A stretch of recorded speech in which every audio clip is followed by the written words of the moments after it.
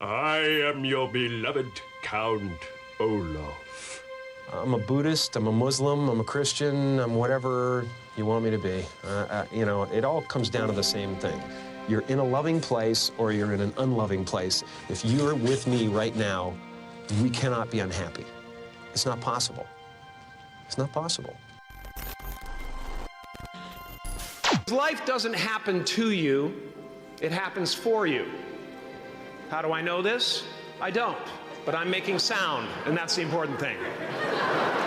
That's what I'm here to do. Sometimes I think that's the only thing that's important, really, you know?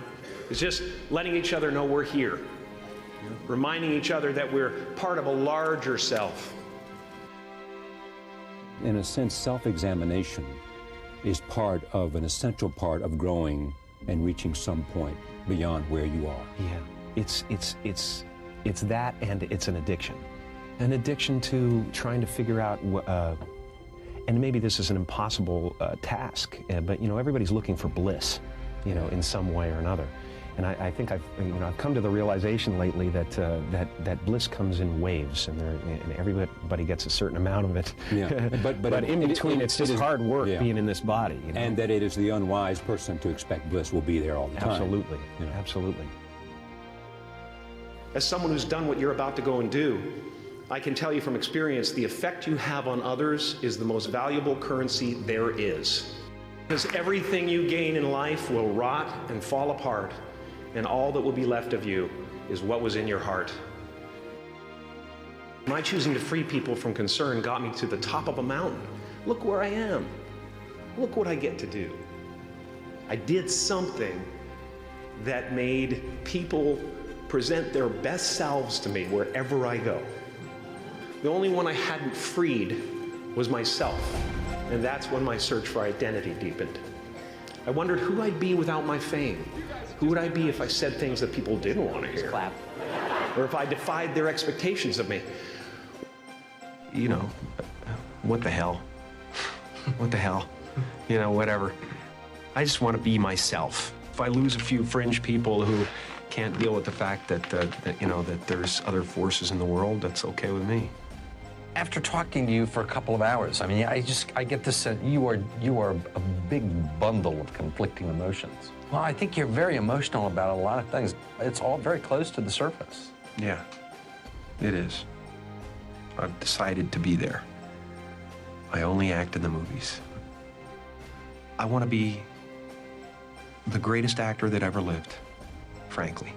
You know, I'd love that. But I don't need to be.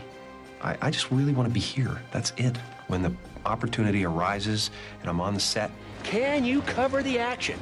I'll be there tomorrow. Let's see what you... I'm not going to live it until I get there. Can you cover me? And when I get there, I'm going to have a great time. I'm going to walk in the set and I'm going to go, hey, humans, how you doing? You know, let's have fun. Stay right here, okay? Let's play in the sandbox. Woo! You know, and a lot of the characters I've done so far have been about duality, about what you show the world and what you really are.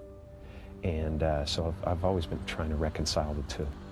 I know that this face pleases you, you know, but now I'm going to show you the real deal. And I hope there's enough there that, you know, that you can identify with, that we can sit together and break bread, and you'll think I'm as special as I was before. A few months ago, I woke up and I understood suddenly how thought is responsible for most of the suffering we experience. I suddenly felt like I was looking at these thoughts from another perspective, and I wondered, who is it that's aware that I'm thinking? I was thrown into this expansive feeling of freedom from myself, from my problems. I saw that I was bigger than what I do. I was bigger than my body. I was everything and everyone. I was no longer a fragment of the universe. I was the universe.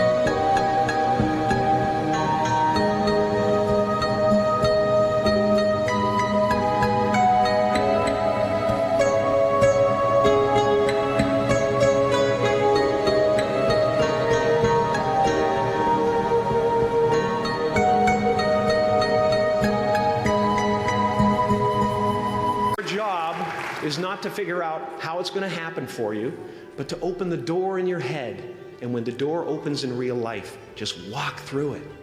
And when I say life doesn't happen to you, it happens for you, I really don't know if that's true. I'm just making a conscious choice to perceive challenges as something beneficial so that I can deal with them in the most productive way. You'll come up with your own style.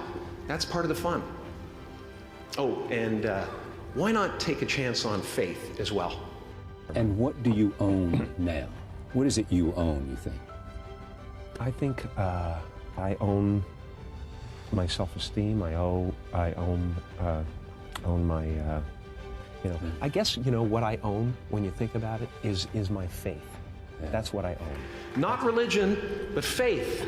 Not hope, but faith. I don't believe in hope. Hope is a beggar. Hope walks through the fire, and faith leaps over it. Countries and religions and I find it all so abstract. Why am I an American? Why am I Canadian? And by the way, you're a Catholic or you're a Jew or you're, whatever you are. It's like everything is abstract structures. What is that? What does that mean? Somebody put a line down and said, this is that. We're so much more. I've just given them up. I'm fine just floating.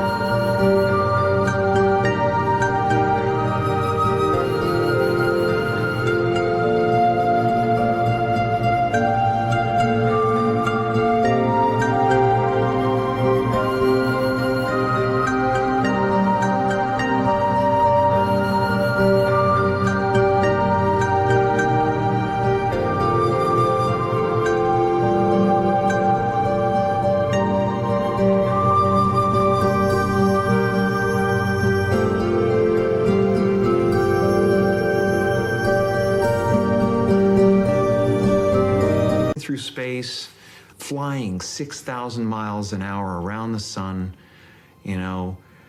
balancing on tectonic plates, they're floating on lava, ready for the end times to occur and whatever the hell is going to happen. I'm just great. You're on a spiritual journey, period. And we're all going to end up in the same place, if there is such a thing. And maybe there isn't. Maybe there's just this and that's it. There's me in the teacup, that's it. There's us. We're the universe, man. I like that, that's fine. Now, fear is going to be a player in your life, but you get to decide how much. You can spend your whole life imagining ghosts, worrying about the pathway to the future. My father could have been a great comedian, but he didn't believe that that was possible for him. And so he made a conservative choice. Instead, he got a safe job as an accountant. And when I was 12 years old, he was let go from that safe job. And our family had to do whatever we could to survive.